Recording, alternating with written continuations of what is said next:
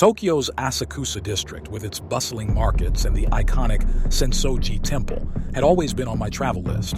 Upon arriving, I was eager to immerse myself in its old-world charm. Most tourists flock to the main attractions, but I have a penchant for the lesser-known. While exploring a quiet street, I stumbled upon a nondescript doorway adorned with a faded sign, Hibiki Theater. As a fan of vintage cinema, the idea of catching a classic Japanese film in such an authentic setting was too tempting to resist. Inside, the theater was ornate yet time-worn. Plush red seats faced a grand screen, but I was the only audience member. A brief announcement echoed through the theater, warning viewers that the film might feel more real than most. The film began, black and white footage showcasing 1930s Tokyo. But as it progressed, I noticed something disconcerting. The protagonist bore an uncanny resemblance to me. He wandered the same streets of Asakusa, even entering the Hibiki Theater.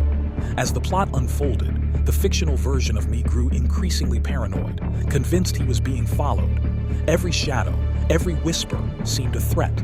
The scenes became darker, the lines between reality and fiction blurring. In the film, the protagonist's pursuers cornered him in the very theater I sat in. Suddenly, the screen went blank, plunging the theater into darkness. My heart raced as I heard soft, deliberate footsteps approaching from behind. Panic-stricken, I stumbled towards the exit, finding it oddly jammed.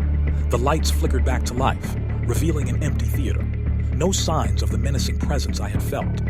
Drenched in sweat, I bolted outside, the streets of Asakusa now eerily silent. Days later, as I tried to shake off the experience, I learned of the theater's dark history.